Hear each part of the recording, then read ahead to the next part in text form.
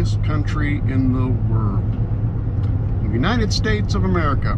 Red, white, and blue. Baseball, apple pie. Grew up here my entire life. It's a great country. And this is without a doubt the best country in the world to raise children. Hands down, no doubt. If you're as old as me, you might remember the old days when parents had to do all the work. Parents had to give birth to the kids. Parents had to raise the kids, change the diapers. Parents did most of the educating. Parents did the discipline. Parents taught their kids right and wrong.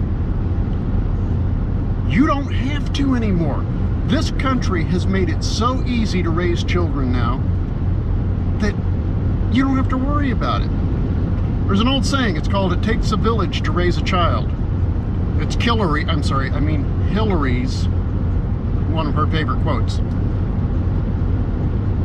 So now, you don't have to have the burden. If you're a parent, if you have a child, you have a new baby, you don't have to worry anymore. Because you don't have to carry that burden of raising that child, teaching them right from wrong. The government's going to do it for you. It's great. And the government doesn't even have to do it alone. They're not in this alone. So you don't have to worry about them taking on the whole burden. The schools are going to help them. You can go and you can have sex. You can have as much sex as you want in this country and not have to worry. Because you get up the next morning and you decide you don't want to have a baby. Oops, I didn't use a condom last night. Guess what? There's a pill. You take a pill and no worries. No baby, no pregnancy. You don't have to worry about it. And if you wait too long, if you wait, too long to take the pill, not a problem. Abortion. You go in, it's an in and out procedure. In and out the same day. Baby's dead, you're off the hook. And if you wait even longer and you give birth to the baby, you're still off the hook. You can drop it. They have a drop-off service. You can take that baby, drop it off at the nearest hospital or fire department. Don't even have to say a word. No more problem. Now, on the off chance that you decide you're going to raise this child, you're going to keep this child, because you're not raising the child, the state's raising the child for you. You decide to keep this child, that's no problem. The state's going to tell you how to be a parent. They're going to come and tell you what you're doing wrong. Now, suppose your little girl goes to her first grade class and tells one of her friends that over the weekend she was playing cops and robbers with her brothers and they put her in jail. Sounds like fun, doesn't it? No, because the teacher's going to overhear the word jail, and the school is what they call mandatory reporters. They have to report to DCS anything, absolutely anything that they think might possibly somehow on the far left field be an issue. So if your daughter says that she was playing with her brothers and they put her in jail, the school will send a DCS investigator to your home to make sure that you're not keeping your children in cages. Isn't that great? Takes the burden off of us. We don't have to be parents anymore, but the government will be happy to tell you how to raise your children, what to feed them, when to feed them, when to put them to bed, when to get them up. There's no burden for parents anymore. This is the easiest place to raise your kids. The school will even send a DCS employee out to your home to make sure that your kids are not starving. I mean, what other country does that? And you have to admit, this is a great country. They will send someone, the government will actually pay someone to come to your house to make sure that you have food for your child. I mean, the school may say that your child is starving, which is kind of odd that they would do that when they feed the child 2 meals a day at school. But they will send somebody out. They will make the courtesy of sending someone to your home to make sure that you have enough food. So when you show that DCS investigator that you have 2 refrigerators, 2 large deep freezes, and an 8-foot-long walk-in pantry stuffed full of food, you've got more than a year's supply of food in your home, the DCS employee will graciously tell you, that looks like it might be enough. We're not raising our children, we're raising their children. Children belong to the state now. When you have a child, you don't take responsibility for that child anymore. You're raising a child to give to the state. So the state wants to make sure that their children are being raised in the way that they want. I mean, we might think that it's crazy, but the state knows all.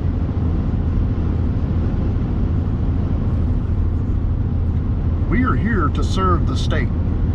I know you're thinking, no, we elect officials to represent us. That's the way it used to be.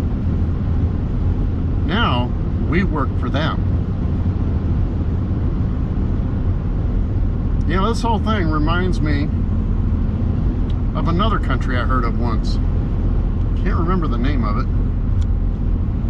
Oh yeah, Nazi Germany, where the state ran everything. That worked out well, didn't it? Now, some of the things that the state wants to do, I agree with. When you're driving in the car, your child has to be in a safety restraint, has to be in a car seat.